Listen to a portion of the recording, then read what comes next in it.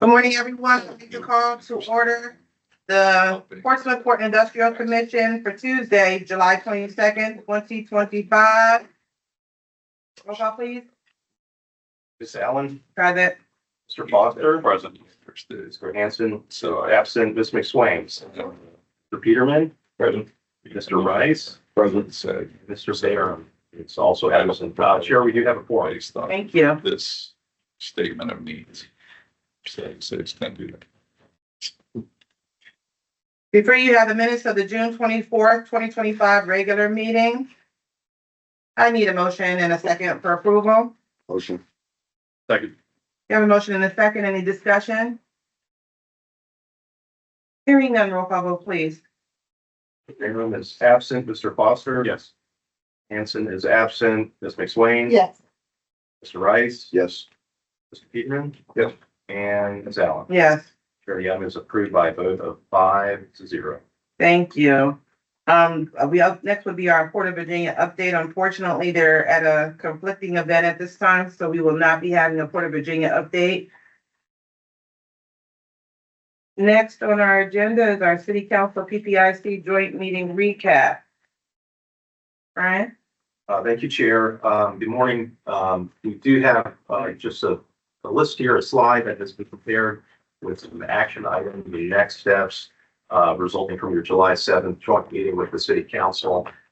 We reviewed these at that meeting at that time, but just wanted to revisit the list for your benefit to see where we are and what we need to do moving forward. So Chair, if it's okay with you, I'll just kind of go through the list here. It's fairly short. Thank you. Obviously, our grant programs are continuing to be pursued.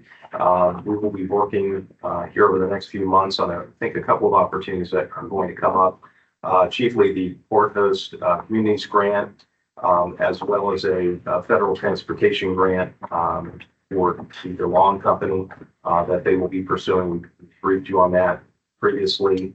The funding round for that program changed to the fall. So we're going to be pursuing those two programs, both of which will require review by PPIC and City Council and action to be taken. So those will be coming up in the September, October timeframe, just to kind of update you on that. In terms of your development sites, Burton's Point Road continues to be a priority. We'll be discussing that later in a closed session. We have representatives from Stenmont Financial Group here today who will be joining us for that meeting. And then the property at 06th Street and 1603 7th, we are working on the marketing of that property for development. So a good amount of activity, and I think progress is what we're able to show. So we'll be working with, obviously, staff working with the PPIC, but also engaging City Council to make them aware of the activity. American Cruise Lines, I'm pleased to report that there has been some advancement with this project. We are in receipt of a docking agreement, which was provided by ACL. So that is under review. We're looking through that to make sure that it identifies all of the items that were requested in terms of their ability to book out into the future, looking out at 3 and 5 years, but also what their needs are here at Portsmouth, primarily from an improvement standpoint.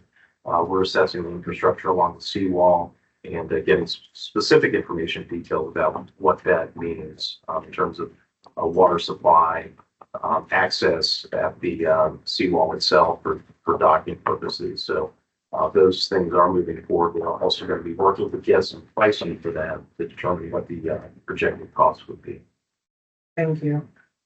The Norfolk Naval Shipyard Southgate Annex, we are still pursuing that opportunity. We're really just waiting on the chain of command to be completed so we can engage with the new leadership at the shipyard. And we may, Councilman Bugle, reach out for your assistance in coordinating that meeting once the leadership takes command there to make that happen. So that is still a up and coming item that we'll revisit shortly. And then lastly, the Virginia Port Authority engagement, we'll actually talk about that here in just a moment, but that is something that is on the calendar, so we want to make sure that you're all aware and know what your role and participation is. Thank you. Any questions, comments, concerns? Hearing none, thank you. Next up, the Virginia Port Authority quarterly board meetings. Yeah, so as we just mentioned, the Port Authority does have a meeting coming up. That's next week, 29th of July. Those meetings are held just across the Elizabeth River in Norfolk at the World Trade Center. You can see the address information is on the screen. The meeting starts at 9 a.m. And we had discussed having a representative of the PPIC participate and attend that meeting. So I believe that Mr. Foster Correct. volunteered for that. And we just want to verify that that was still the situation, and whatever additional information you require, sir, please let us know. I'll make sure you have it so you can be present for that. And then the last meeting of the calendar will be October 20th. Thank you. We'll continue to just have this as a periodically kind of occurring update, and as the quarterly meetings are scheduled and occur, we'll make sure you get. Next up, our Defense Industry Roundtable briefing. We were scheduled to have Mr. Bowman here. He is actually participating on a panel discussion at a planning conference here in Portsmouth today. So we're going to ask Sunny Belston, who coordinated and supported Charlie in putting that together, to give you an update and briefing. I think she's got some good information and some handouts to share. Good morning, Good morning. everybody. Good morning. How's everyone doing? Good, are you? Hope you had a wonderful weekend. Welcome back. Welcome back. So like Brian said, I did want to talk about the DoD roundtable that we had June 25th of last month. Well, obviously.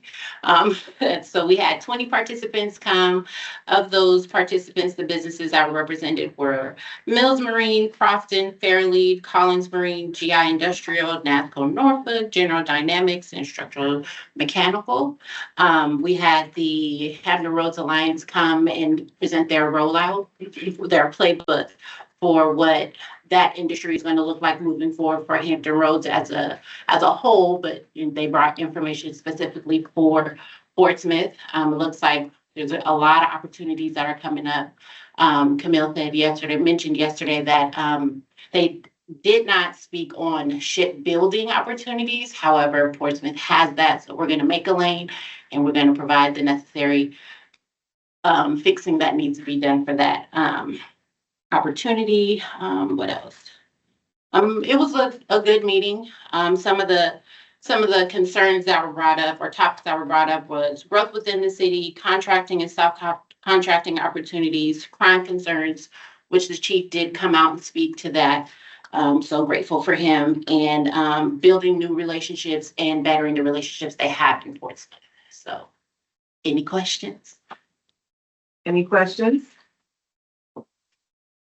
Councilman? Yeah, so might be worth pointing out, one of the concerns that was brought out by the NASCO rep was the fact that the Navy has been moving ships out of Norfolk home port to other places. Some of this is the shift around to the Pacific coast, but the net has been a loss of business for the private ship repairers that do surface ship work here in the Port of Norfolk.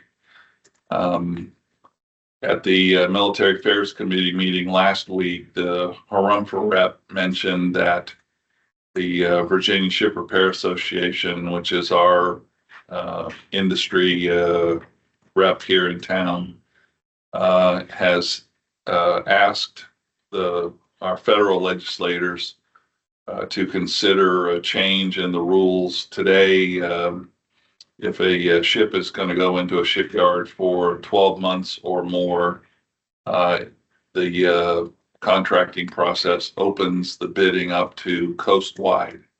And we've been losing some business to Mayport and also to the Gulf Coast for those ships.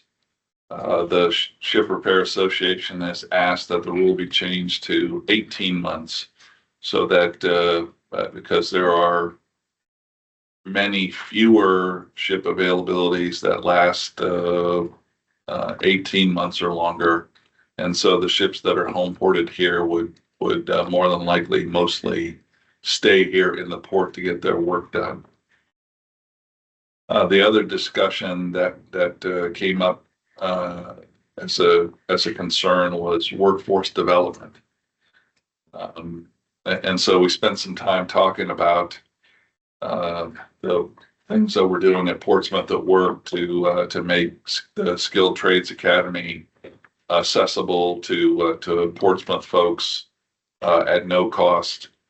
I mentioned yesterday in EDA, I had lunch scheduled yesterday. I had lunch yesterday with an old Navy friend who works at Old Dominion University, and as part of the Hampton Roads Maritime Training program.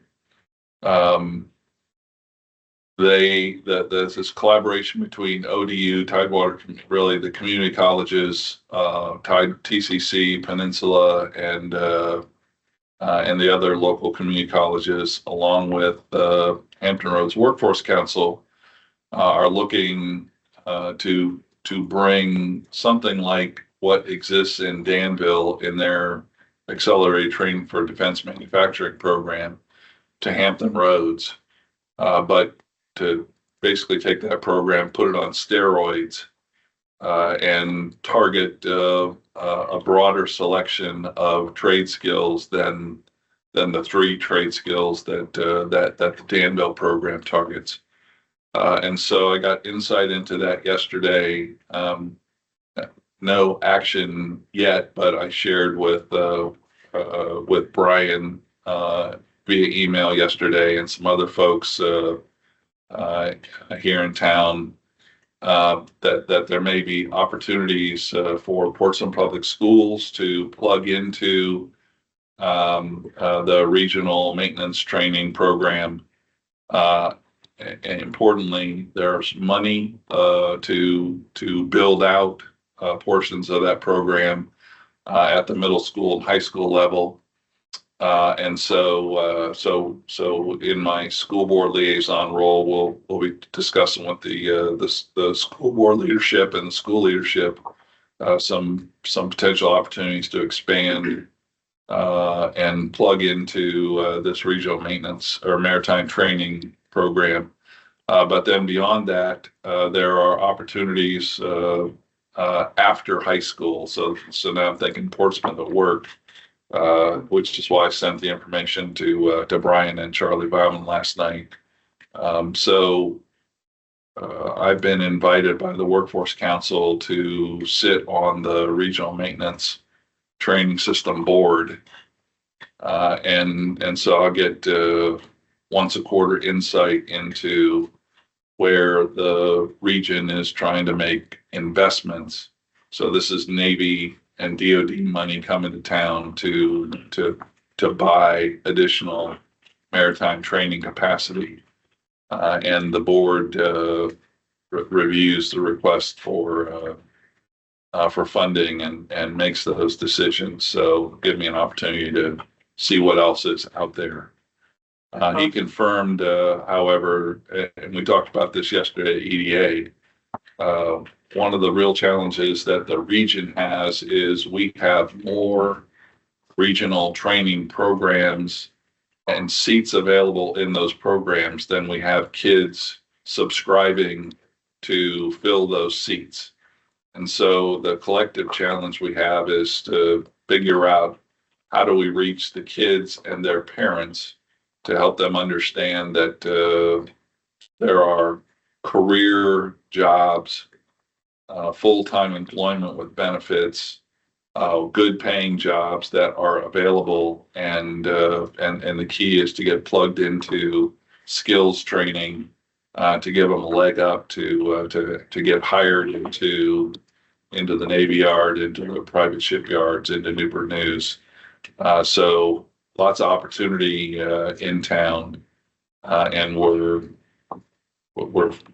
across the whole Hampton Roads region, not taking full advantage of it because we're not steering kids into those opportunities or getting them excited about those opportunities. Yeah, just one other observation I had from attending the roundtable was the Navy ship count in Norfolk, in Portsmouth and Norfolk is the lowest it's been in the history of the world. You know, so it's, and then one of our ships is going to Jacksonville for its overhaul. And that's why when he talks about the 12 to 18 months thing, it's something that, you know, the city, the state, and Mr. Bobby Scott need to get involved in that so we don't keep sending our ships there.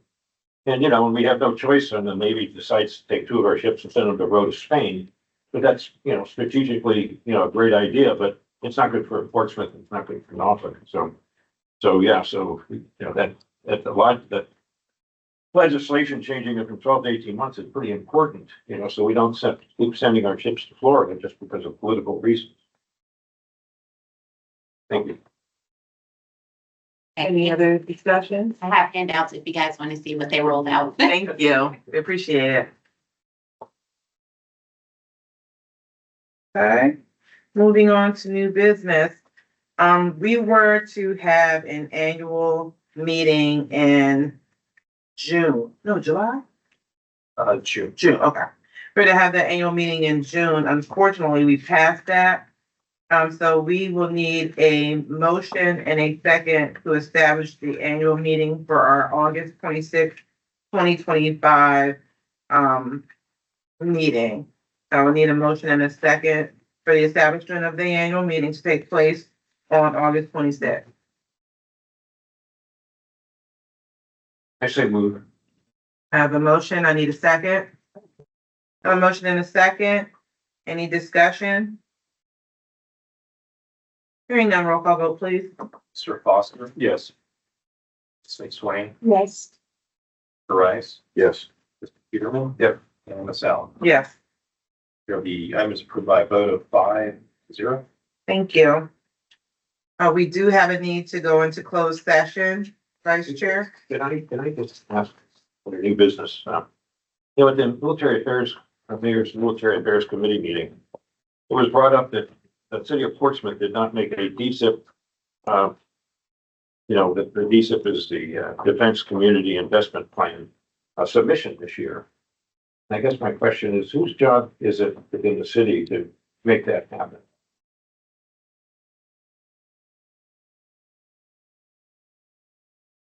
Can I speak? Absolutely, sure. Good morning, Mr. Carter. Good morning. All things rest with me at the end of the day. Admiral was talking to me about that same project, and unfortunately, I wasn't aware that there was a deadline on that or that we had not made a submission. We made adjustments for that, but again, all things city-wise, they end up on my desk. Thank you. So we're on top of it. Now, yes, sir.